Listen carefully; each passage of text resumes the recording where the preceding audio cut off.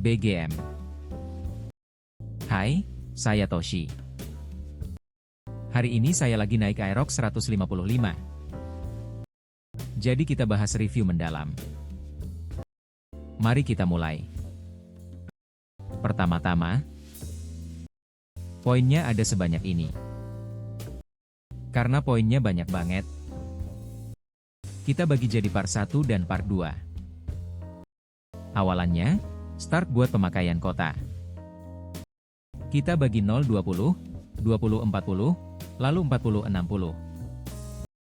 Lalu selain itu, saat gas dibuka sedikit, dan saat dibuka penuh, beda rasanya. Terus, tentu saja soal yak ini. Lalu di poin berikutnya, antara touring mode dan sport mode. Beda rasa saat ganti mode ini. Juga mau kita kupas lebih dalam. Oke, kita mulai dari sekitar 0-20 km per jam. Di rentang ini, kalau gas normal, langsung lewat dalam sekejap. Jadi feel-nya nggak terlalu kerasa. Tapi kalau dipaksa bilang, akselnya jelas lebih galak dari NMAX. Ya, kira-kira begitu. Di 20-40 km per jam, yang kerasa. Dari 20-30-70 km per jam. Sensasi akselerasinya itu yang bikin ini berasa Aerox banget. Di atas 70, saya juga coba tol.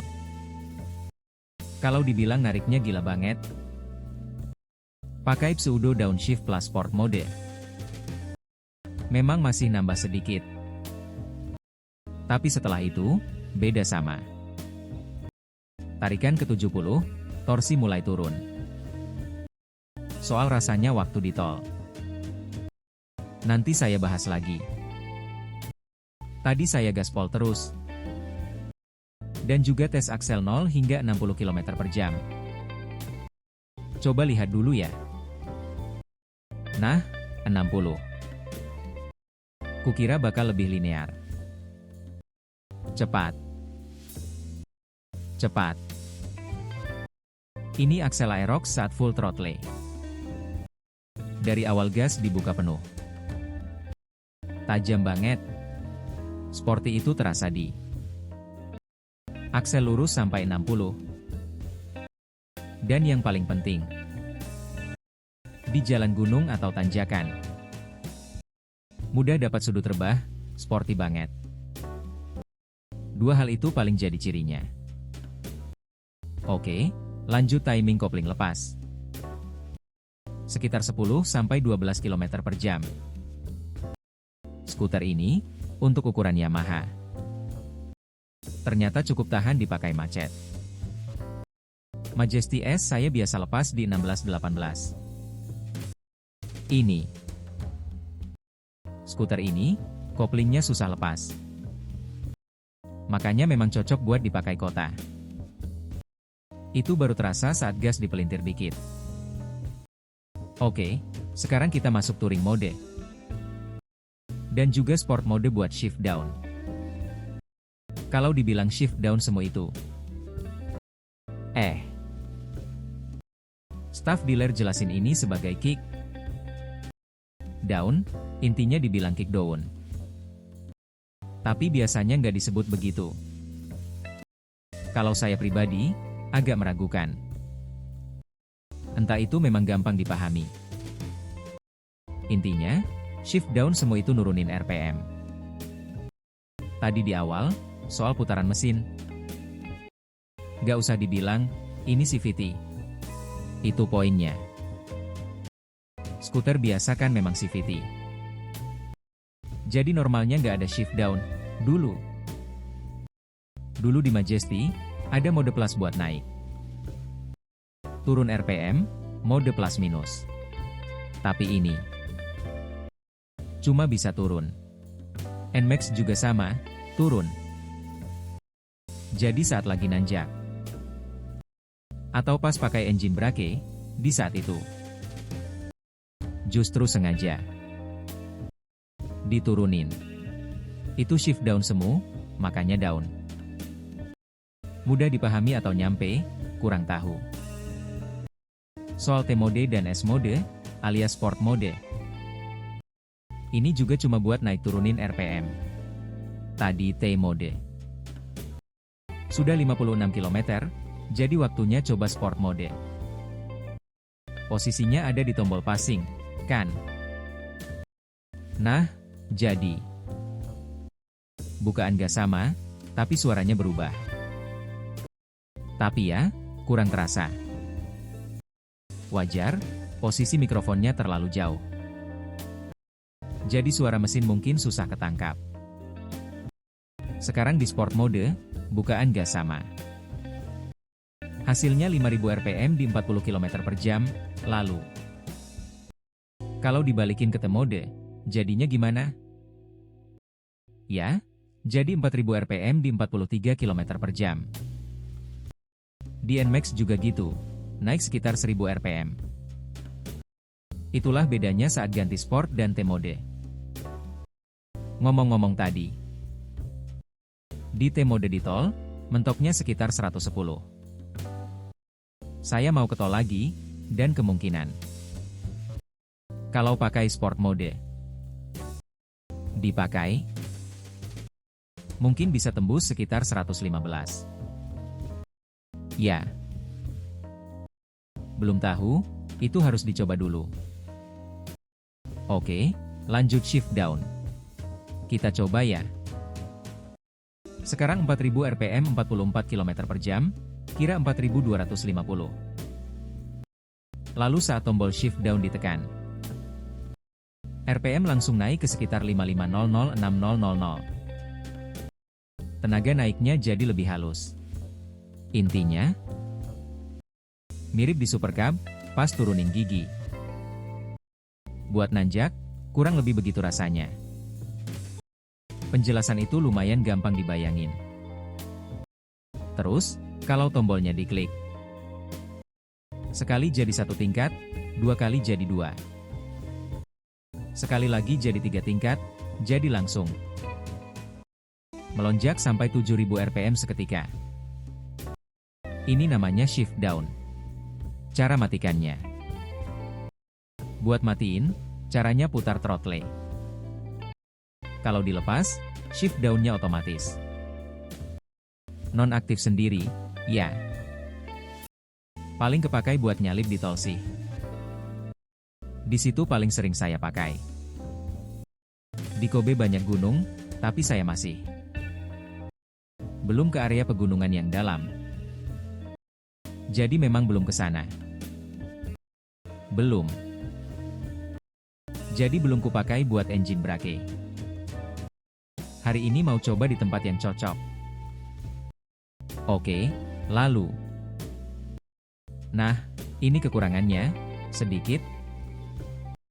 Mau saya selipin, tangkinya cuma 5,5 L. Hampir setara motor kecil, ya. Ini menurut saya jadi minus terbesar. Kenapa begitu? Karena jarak tempuhnya pendek, itu sih. Di 179 hingga 180 km pemakaian. Akhirnya lampu peringatan. Indikator bensin nyala. Lalu di bawah logo Yamaha, lampu isi bensin ikut menyala. Jadi nyalanya di 180 km. Padahal rata-rata konsumsi 40 kml. Kupikir nyala sekitar 200 km, sih. Tapi tetap terasa cepat, 180 udah isi. Rasanya memang cepat, kan? Tapi kalau fokus itu, takut akselerasi. Jadi berkurang, kepikiran begitu juga. Ngomong-ngomong, setelah 58 km, bar bensinnya ada 6 tingkat. Sudah berkurang sepertiga. Ya. Karena tadi lumayan digebar, sekarang 41,6 kml saat dipakai jalan. Kalau dikali 3, jadi 130 hingga 140 km. Tapi rasanya nggak mungkin segitu. Jadi turunnya meter ini agak cepat. Bahkan 40 kml pun cuma 200-an km. Mungkin 200-250 km. Jadi tetap, jarak tempuhnya pendek. Jujur, turunnya berbensin juga mengganggu. Tadi di tol pakai touring mode 100 km. Kali ini, saya mau coba pakai sports mode.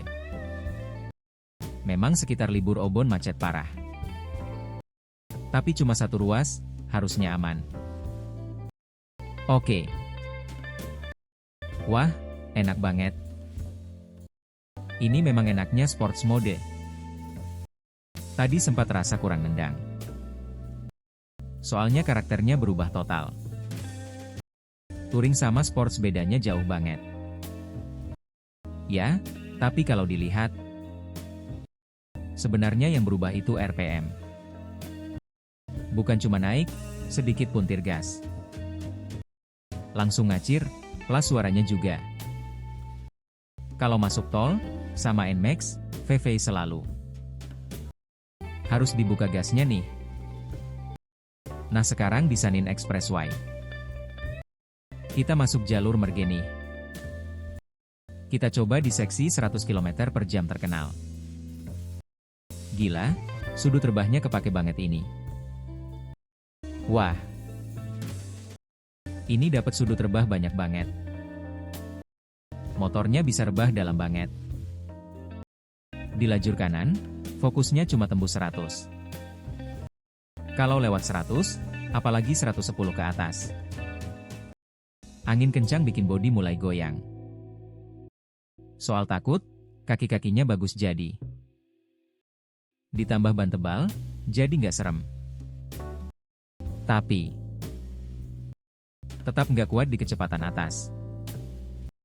Lewat 100, 9000 rpm sudah kayak teriak. Rasanya kayak, weh. Ya itulah realitanya.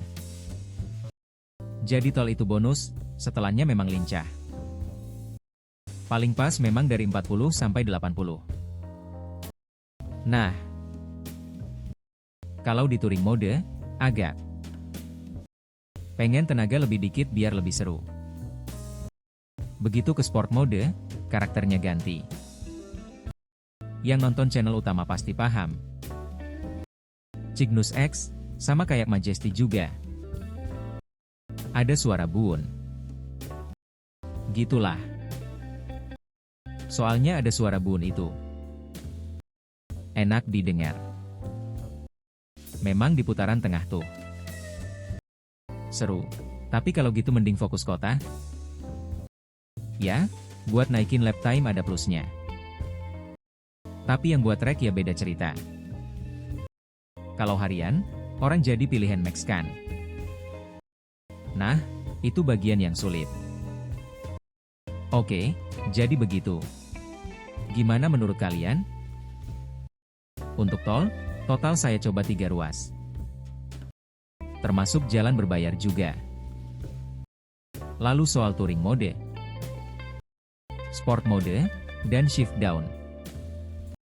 Saya rangkum kesan setelah pakai semuanya. Jadi 60 km per jam, 80 km per jam. Lalu 100, dan top speed saya sebut dulu. 115 km per jam, plus saya cek selisih GPS.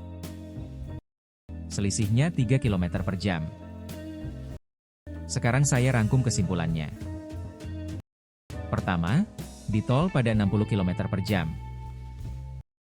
Di area ini, akselerasi dan stabilitas, kecuali angin, getar, wind blast. Hampir semuanya mendekati nilai penuh. Akselerasinya halus, stabilitasnya juga. Apalagi pakai ban ukuran 140. Stabilnya mantap banget. Rasa oleng juga, di sekitar 60. Nyaris nggak ada, getar juga nggak kerasa. Lalu di 80. Ini kemungkinan kecepatan jelajah terbaik. Sekitar 80 sampai 90. Kalau lewat 90, suara mesin mulai mengaum, jadi terasa lagi dipaksa. Tapi kalau dari 80 km per jam, dengan pseudo downshift sampai 100 km per jam, bisa naik dalam kira-kira 2-3 detik.